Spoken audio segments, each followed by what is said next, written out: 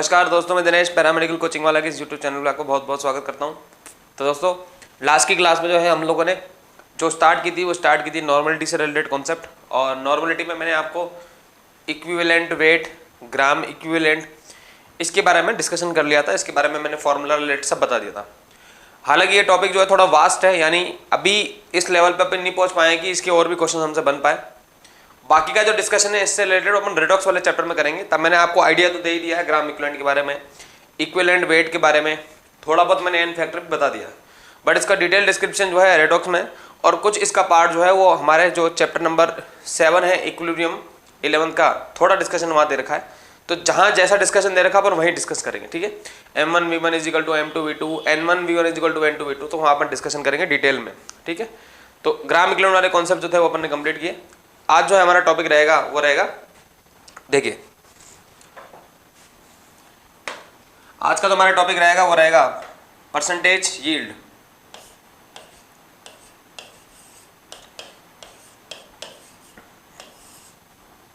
Percentage yield का क्या मतलब होता है कि जैसे आपके पास है ना, मान के चलिए कि 20 ग्राम जो था, मान लेते हैं आपके पास CaCO3 है। कितना ग्राम है? 20 ग्राम CaCO3 है। अब आपने अंदाजा क्या लगाया कि 20 ग्राम CaCO3 को गर्म करूंगा तो इतना लीटर जो है CO2 मिल जाएगी, अंदाजा लगाया आपने। लेकिन उतना लीटर CO2 मिली नहीं, ठीक है, हमेशा कम ही मिलेगी।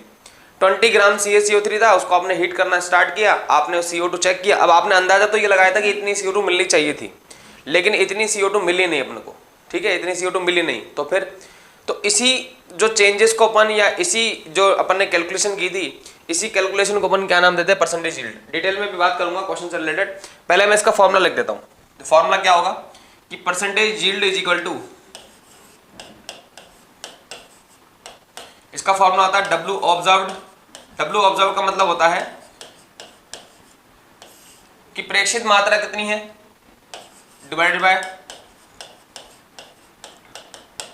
W theoretical into 100।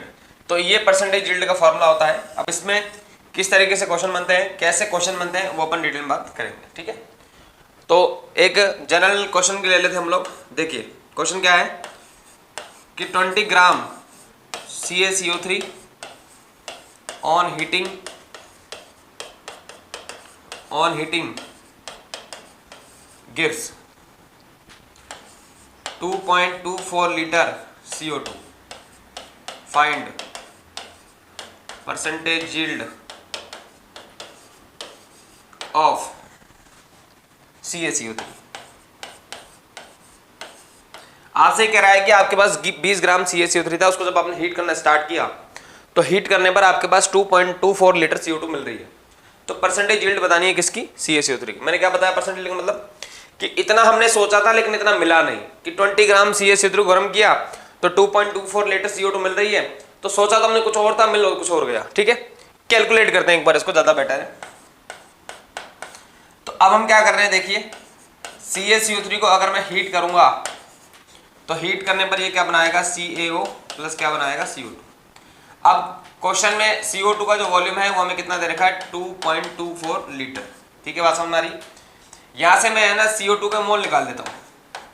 तो CO2 के मोल कैसे निकालेंगे मैंने आपको बता रखा है। Volume of CO2 upon 22.4 litre is equal to volume of CO2 दे रखा है 2.24 डिवाइडेड बाय 22.4।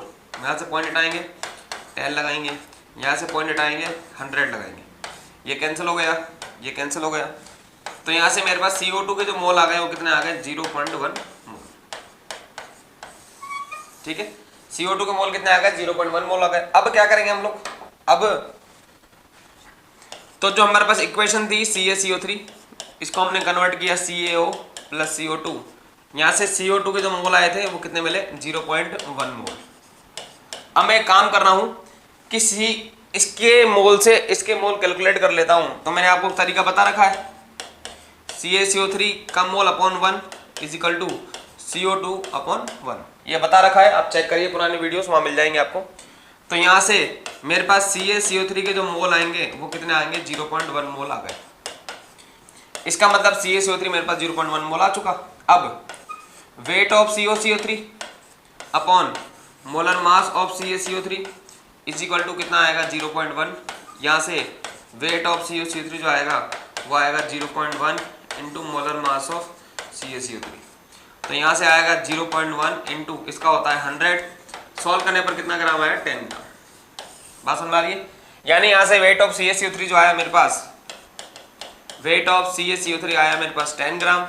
अब क्वेश्चन में भी हमें वेट ऑफ CuCO3 दे रखा है और वो कितना दे रखा था 20 ग्राम।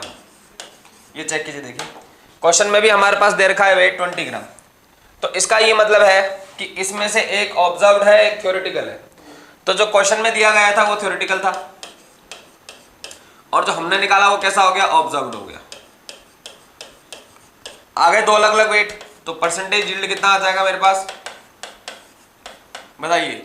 ऊपर तो आएगा क्या लिखा हुआ है W ऑब्जर्व्ड, तो W ऑब्जर्व ऊपर तो आएगा 10, फिर 20 इंटू कितना आएगा 100, इससे ही कैंसिल हो गया। तो कितनी परसेंटेज यील्ड आ गई 50%। पास में आ रही है? परसेंटेज यील्ड जो थी मतलब 50% प्रोडक्ट या तो कह दीजिए कम मिला या सिर्फ 50% प्रोडक्ट ही मिला, ठीक है। बात समझ में आ रही? इसका ये मतलब हो सकता है। इस पर एक क्वेश्चन और देख लेते हैं जो सबसे अच्छा क्वेश्चन है और वो उसको बार बार मॉडिफाई करके पूछा जाता है। देखिए ध्यान समझिए मेरी बात, इससे क्लियर हो जाएगा क्वेश्चन को। क्वेश्चन क्या कह रहा है कि अ silver coin having wait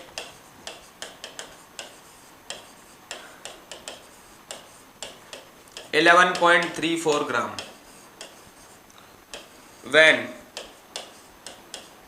it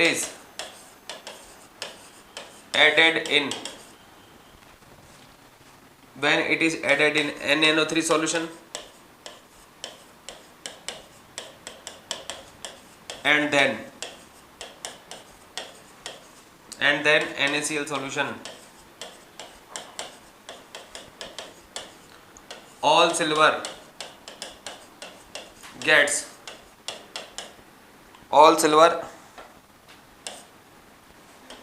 gets precipitated in the form of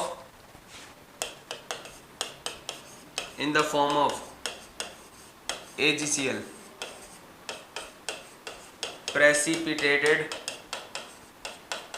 mass of AgCl is 14.35 ग्राम। तो पूछ क्या रहा अपन से, find percentage yield of silver coin.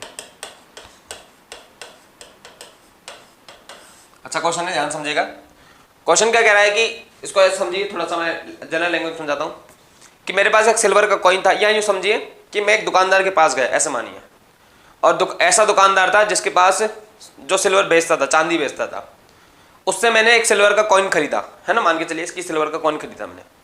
तो जब मैंने सिल्वर का कॉइन खरीदा और उसमें प्योरली सिल्वर था, दुकानदार के अकॉर्डिंग दुकानदार ने कहा कि ये शुद्ध रूप से सिल्वर है, इसमें कोई मिलावट नहीं है। और जब उसने उसका वेट किया तो वेट करने पर उसका जो वेट था वो कितना पाया गया, 11.34 ग्राम पाया गया। मतलब सिल्वर का कॉइन ज्यादा और प्योरली सिल्वर थी और 11.34 ग्राम उसका वेट था, ठीक। अब क्या हुआ, मुझे शक हुआ। शक होने का मतलब है कि मुझे ऐसा लगा कि यार 11.34 ग्राम बोला तो है उसने, लेकिन ये है नहीं, यानी इसमें 100% सिल्वर नहीं है, कुछ ना कुछ इसमें इम्प्योरिटी भी है। तो मैंने क्या किया, इस डाउट को दूर करने के लिए मैंने एक एक्सपेरिमेंट किया। एक्सपेरिमेंट क्या किया कि इसी सिल्वर कॉइन को, जिसको दुकानदार ने 11.34 ग्राम का बताया था, इसको मैंने क्या किया, सबसे पहले किसमें ऐड किया, NaNO3 सॉल्यूशन में।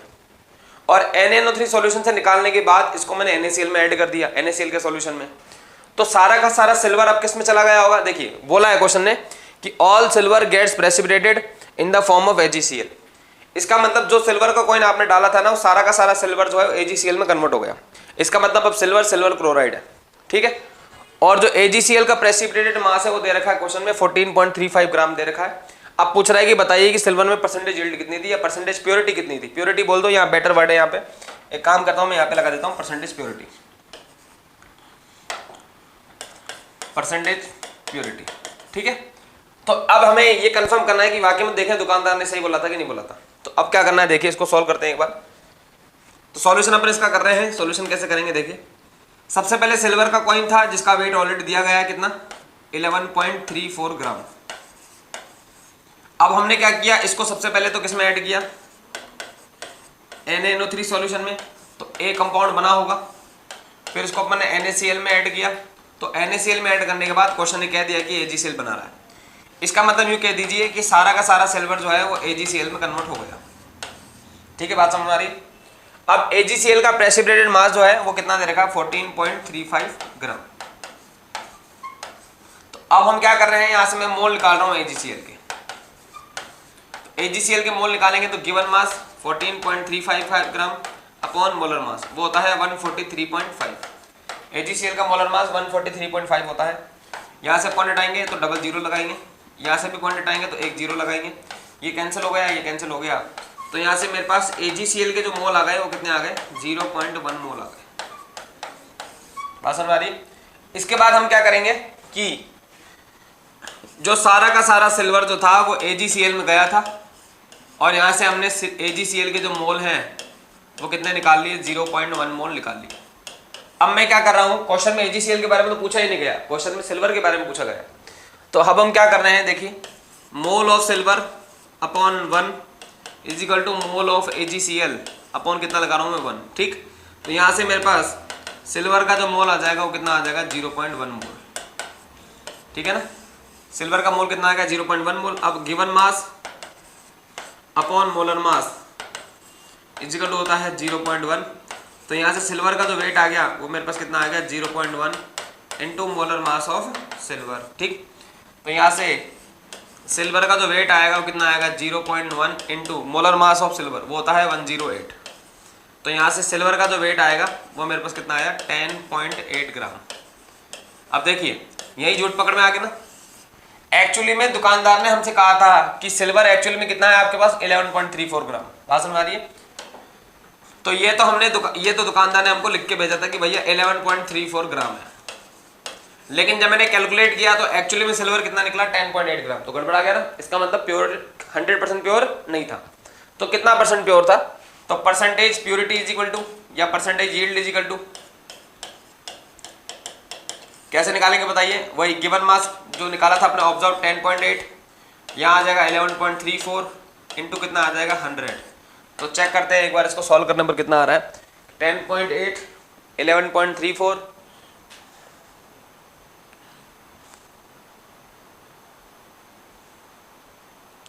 तो इसको सॉल्व करने पर आंसर कितना आएगा, लगभग 95% के आसपास। कितना आएगा, 95% के आसपास। इसका मतलब जो कॉइन था वो 100% सिल्वर नहीं था, उसमें 95% ही प्योरिटी थी, 5% उसके अंदर अभी भी क्या थी, इम्प्योरिटी थी। तो दुकानदार ने हमसे ये समझ लीजिए कि 5% के पैसे ज़्यादा ले लिए, ऐसे मान लीजिए। ठीक है, बात हमारी। अच्छा क्वेश्चन है बहुत, और बहुत बार पूछा गया क्वेश्चन है। ठीक है ना, कॉन्सेप्ट समझ में आ गया होगा परसेंटेज यील्ड का मतलब क्या होता है। चलिए इसके बाद आगे बढ़ते हैं हम लोग। अगला टॉपिक क्या है हमारा, लॉ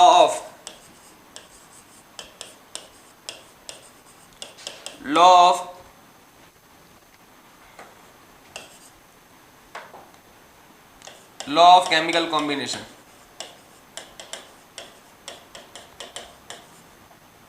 हमारे एनसीईआरटी में कुछ लॉज दिए हुए हैं। ठीक है, सबसे पहला लॉ जो होता है वो क्या होता है, सबसे फर्स्ट लॉ है उसका नाम है मास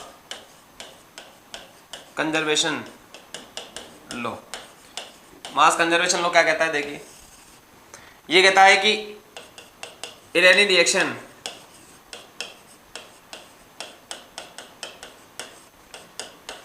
टोटल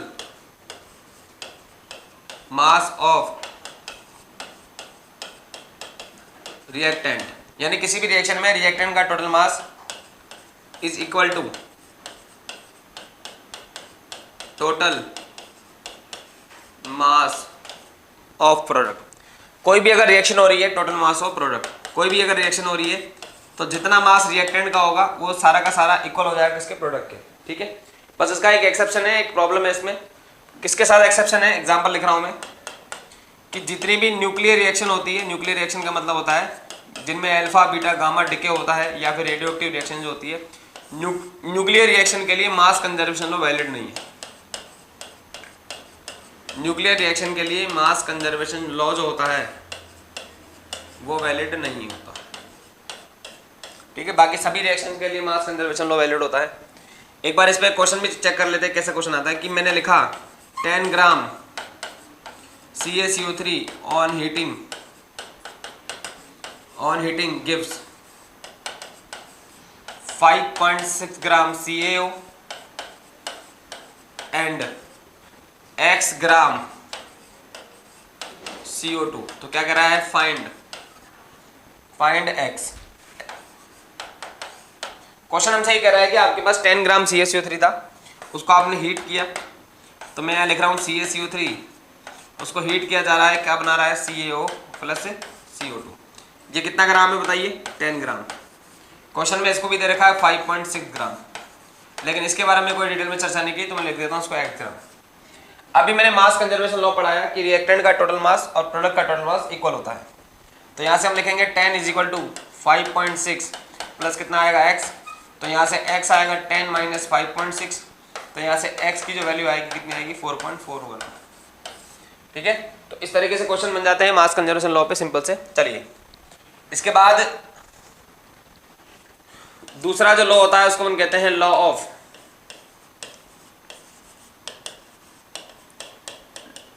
मल्टीपल प्रोपोर्शन। अब इसका मतलब क्या होता है,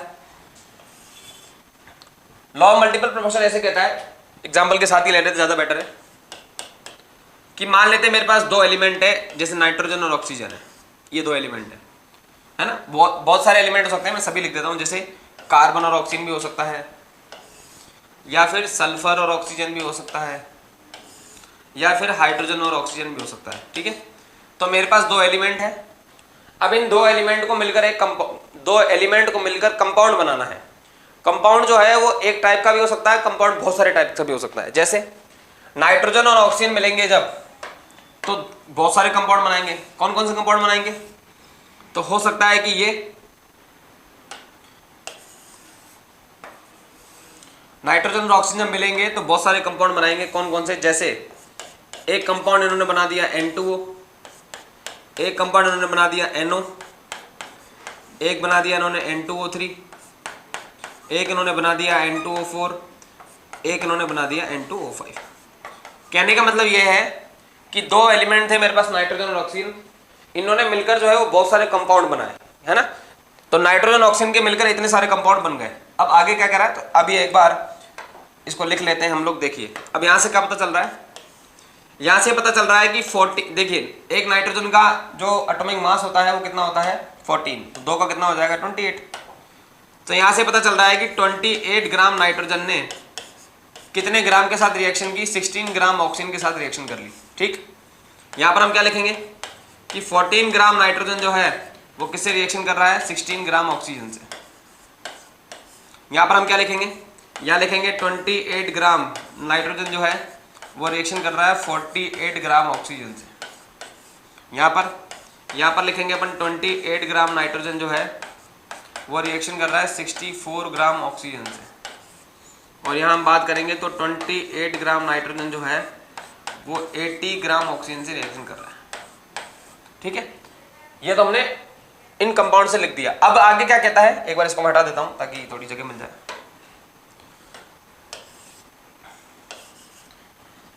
तो अब पहली लाइन तो हमने क्या बोली कि जब दो एलिमेंट मिल रहे हैं, नाइट्रोजन और ऑक्सीजन, कार्बन ऑक्सीजन, तो ये जब मिलेंगे तो दो से ज्यादा या दो कंपाउंड बनाएंगे। दो भी बना सकते हैं, दो से ज्यादा कंपाउंड बना सकते हैं। तो फिर आगे ही कहता है कि किसी भी एक एलिमेंट का मास अगर मैं फिक्स कर दूं, ध्यान से सुनिएगा मेरी बात। जैसे यहां पर आप देखेंगे तो यहां पर मैंने है ना नाइट्रोजन का लिखा हुआ है 28 ग्राम, इधर भी लिखा हुआ है 28 ग्राम, इधर भी लिखा हुआ है 28 ग्राम, यहां पर भी लिखा हुआ है 28 ग्राम, यहां लिखा हुआ 14। तो एक काम करता हूं, इसको भी मैं 28 ही बना देता हूं, क्योंकि क्या कह रहा है, किसी भी एक एलिमेंट का मास फिक्स कर दिया जाए। तो यहां पर मैं लिख देता हूं कि अगर ये 28 ग्राम नाइट्रोजन होगा तो फिर ये कितना ग्राम हो जाएगा, 32 ग्राम ऑक्सीजन हो जाएगा। कितना ग्राम हो जाएगा, 32 ग्राम जो है वो मेरा ऑक्सीजन हो जाएगा।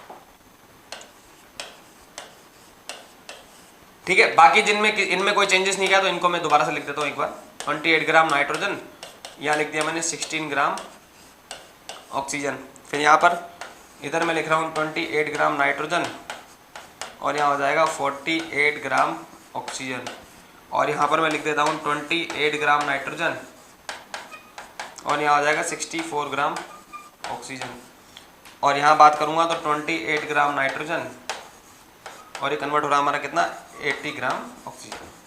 क्या कह रहा था अब ये कि जब दो एलिमेंट मिलकर दो या दो से अधिक ज्यादा कंपाउंड बनाएंगे तो किसी भी एक एलिमेंट के मास को अगर फिक्स कर दिया जाए, तो मैंने नाइट्रोजन के मास को देखो फिक्स कर दिया, किसी भी एक एलिमेंट के मास को फिक्स कर दिया जाए तो दूसरा जो होता है वो सिंपल रेशो में होता है। अब दूसरा कौन है हमारा ऑक्सीजन, तो एक बार ऑक्सीजन का रेशो निकाल लेते हैं। ऑक्सीजन का रेशो है 16, 32, 48, 64, 80। जब रेशो निकालेंगे तो कितना आएगा 1:2:3:4:5। ये आंसर आएगा फाइनल। बात समझ में आ रही है, क्लियर हो गई। चलो इसमें और एग्जांपल हम देख लेते हैं। जैसे अगर मैं बात करूं एस और ओ मिलकर कौन कौन से कंपाउंड बना सकते हैं, एक तो बना सकते हैं SO2 और एक बना सकते हैं SO3। अब SO2 के बारे में हमें क्या पता चल रहा है, SO2 के बारे में हमें ये पता चल रहा है कि सल्फर का अगर 32 ग्राम है तो ऑक्सीजन का भी 32 ग्राम ही होगा। ऐसे ही इस वाले केस में 32 ग्राम अगर सल्फर है तो ऑक्सीजन कितना हो जाएगा 48 ग्राम। ठीक है, तो एक एलिमेंट के मास को फिक्स कर दिया जाए तो दूसरा सिंपल रेशो में होगा, तो ये हो जाएगा मेरे पास कितना 2, ये मेरे पास कितना हो जाएगा 3, तो आंसर हो जाएगा मेरे पास कितना 2:3। ठीक, तो इसके और भी एग्जांपल है। जैसे हाइड्रोजन और ऑक्सीजन अगर मिलेंगे तो वो H2O भी बना सकते हैं और H2O2 भी बना सकते हैं। ठीक है, ऐसे ही कार्बन और ऑक्सीजन मिलेंगे तो वो CO भी बना सकते हैं और CO2 भी बना सकते हैं। ठीक है ना, तो ये सारे के सारे जो एग्जांपल थे ना, ये सारे किसके लॉ ऑफ मल्टीपल प्रोपोर्शन के एग्जांपल है। बात समझ में आ रही है। तो थ्योरी इसकी क्या बन जाएगी हमारे पास, देखिए कि when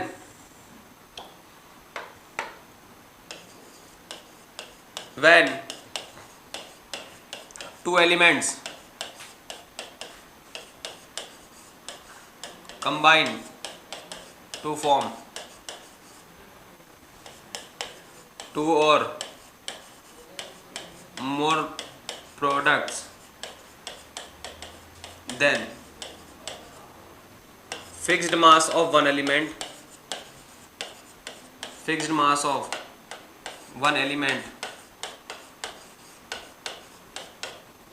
that reacts with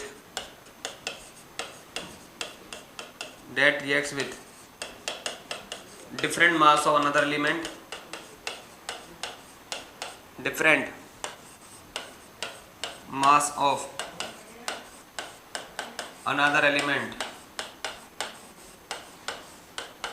bears a simple ratio।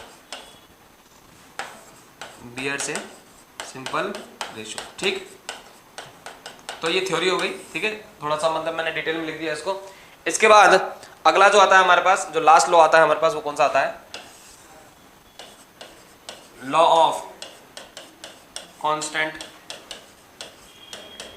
Proportion. ये क्या कहता है, ये कहता है कि जैसे वाटर है, अब वाटर हमें कहाँ से मिल सकता है, तो वाटर हमें देखिए, वाटर हमें लेक वाटर से मिल सकता है, तालाब का पानी, समुद्र का पानी,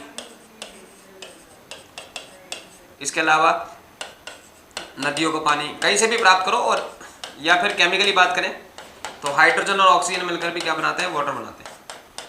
ये कह रहा है कि वाटर को आप कहीं से भी प्राप्त करो तो वाटर के अंदर जो उनके एलिमेंट है उनका मास रेशो हमेशा फिक्स रहेगा। कैसे, जैसे हाइड्रोजन यहाँ पर 2 है और ऑक्सीजन कितना है 16 है, तो कितना आ जाएगा 1:8। तो दुनिया का कोई भी सोर्स हो वाटर का, उसके अंदर उसके जो एलिमेंट का मास रेशो है वो ऑलवेज कितना आएगा 1:8। इसी टाइप से अगर मैं बात करूं CO2 की, तो CO2 को कैसे कैसे प्राप्त कर सकते हैं, इससे प्राप्त कर सकते हैं, इसके अलावा इससे प्राप्त कर सकते हैं। तो CO2 को कहीं से भी प्राप्त की जाए उसके अंदर जो रेशो आएगा 12:32 आएगा, इसका मतलब कितना आ जाएगा 3:8 आएगा। तो एक कंपाउंड को कहीं से भी प्राप्त किया जाए उसका मास रेशो हमेशा फिक्स रहता है। ठीक, तो इसका क्या लिखेंगे, डेफिनेशन क्या होगी कि in any compound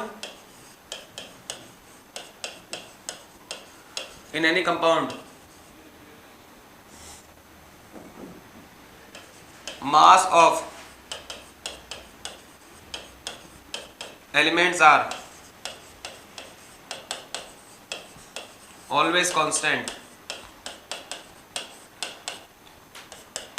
irrespective of source which is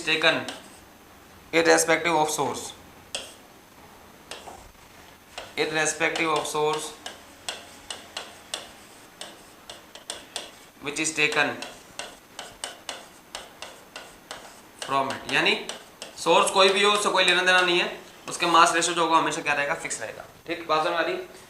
इस तरीके से जो हमारा मोल वाला चैप्टर है ये खत्म होता है। हालांकि इसके अंदर अभी और भी बहुत सारे कॉन्सेप्ट हैं, तो कुछ कॉन्सेप्ट हमें रेडॉक्स में बताए जाएंगे और कुछ कॉन्सेप्ट जो इक्विलिब्रियम वाले चैप्टर में बताए जाएंगे, ठीक है ना। लेकिन हाँ, मेजोरिटी ऑफ पार्ट जो है मोल का वो खत्म करवा दिया। जो 2-3 चीजें हैं वो हम लोग धीरे धीरे सिलेबस के अकॉर्डिंग डिसाइड करेंगे, है ना। अब अगली क्लास से हम लोग स्टार्ट कर देंगे हमारा एटॉमिक स्ट्रक्चर वाला चैप्टर। ठीक है, बात समझ में आ रही है। ठीक है, चलिए बहुत बहुत थैंक यू, धन्यवाद।